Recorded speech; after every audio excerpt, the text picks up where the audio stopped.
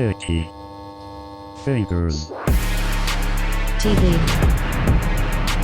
Sturdy Fingers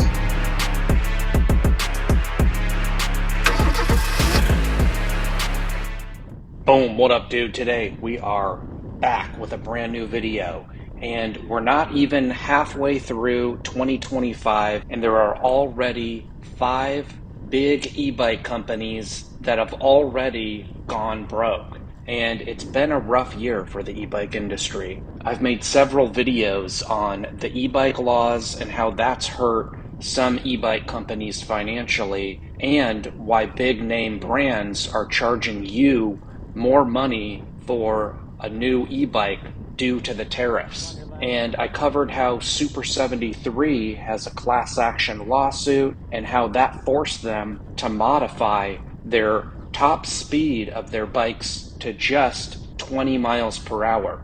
In addition to that, I also made a video on how the Sur-Ron e-moto bike has been targeted in a brand new e-bike law.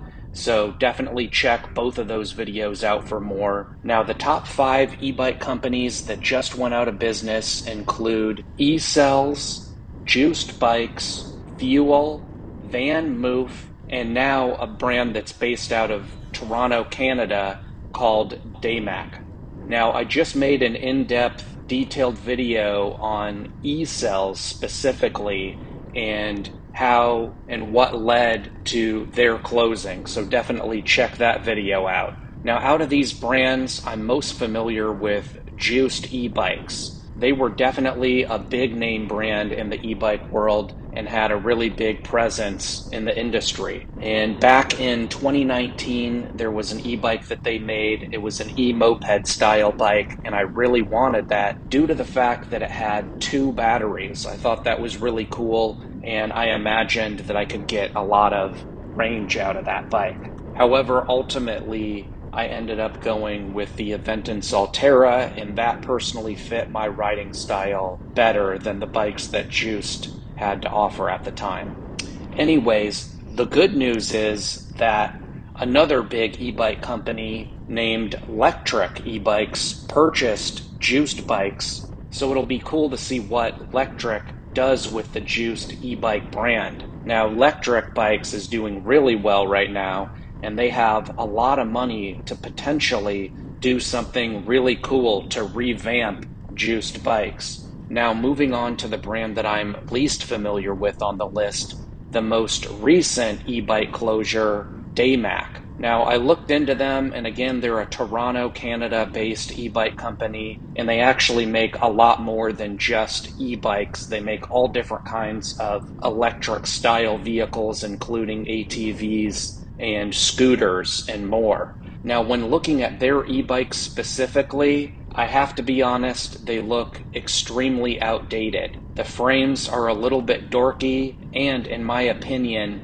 the tech is extremely out of date. So I hate to say it, but it's not surprising that a company like this went under when you look at the products that they're selling. They look like they are from around 2012 or 2013, and we're already almost halfway through 2025. So they were very behind, not only in terms of the looks of the bike, but in terms of the functionality, the components, and definitely the electric aspect. The gear shifter looks like it belongs on a 2010 bargain bike, and the control panel looks like it belongs on a Toys R Us kids e-bike, and the frames themselves look like they are actively trying to scare women away. And in addition to that, you take a look at the prices and they are completely out of control. Take a look at this, $2,199 for something that looks like it was scrapped together in a junkyard. Now, this is just my personal opinion.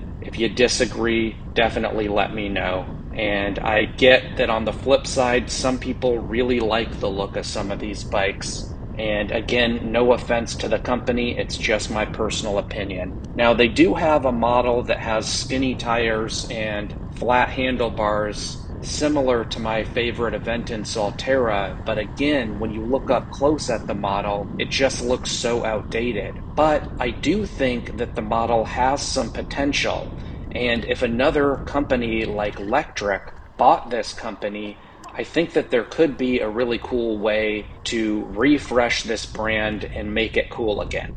Oh, and I almost forgot to mention, they have a bike on their website called the Wild Goose, which to me is a hilarious name, and I just wish it could have been called the Silly Goose. If I was in that pitch meeting, I would have pushed really hard for the Silly Goose. I'd say if we're committed to the Goose name, let's jump up, let's improve this name and go with Silly Goose over the Wild Goose. Because either way, the name suggests that they do have a sense of humor at this company. And to me, Silly Goose sounds like an extremely cool bike. But in all seriousness, it is sad to see e-bike companies like this going down. And I hate to say it, but the tariffs are really destroying the e-bike market right now. And even with the tariff quote unquote pause or quote unquote deal, as some have called it, most e-bike companies have still increased their prices, and the bottom line is that for us, the customers, e-bikes are going to cost more money. Even with this pause and the reduction of the tariffs, e-bike companies still can't completely eat that additional cost, and they have to, unfortunately, pass that on to us. And some e-bike companies, especially the higher end brands, have taken advantage of the idea of these tariffs and overinflated the price of their bikes. I'm not talking a couple of $100, I'm talking a couple of $1,000 in some cases. And the common denominator between all these companies that went under this year would be the fact, and the common denominator between all the e-bike companies that went under this year would be the impact of the tariffs. Now, the tariffs might not be the sole reason that all of these companies went out of business, but they did play a major role in each of these bike companies going out of business and current e-bike companies continuing to struggle. Now, in addition to that, these 5 companies that went out of business also shared other things in common. And the biggest thing that they share in common would be they all have outdated e-bike models with outdated technology.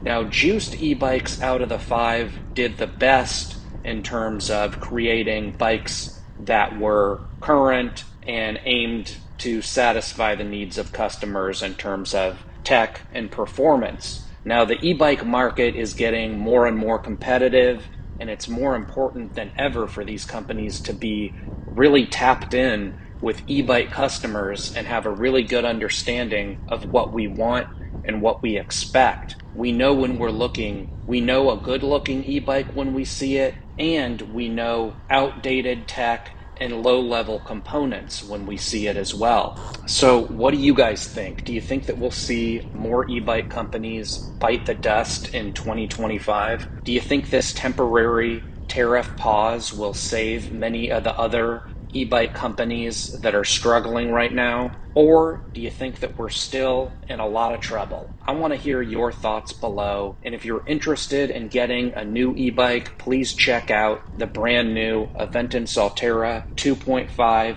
and the Ride1Up Roadster V3. I've got links and review videos in the description for both bikes. And if there's any other topics in the e-bike world that you'd like to see me cover on this channel, please let me know. Anyways, if you watch this video until the end, I definitely appreciate you. Please like, please subscribe, and I'll see you on the next ride. Boom! If you want a new electric bike, use my links and discount codes in the description below. Also, please like, subscribe, and say what's up in the comment section below. Check out another video right here, and check out another video right here. You decide, you're the boss. Boom. Perfect.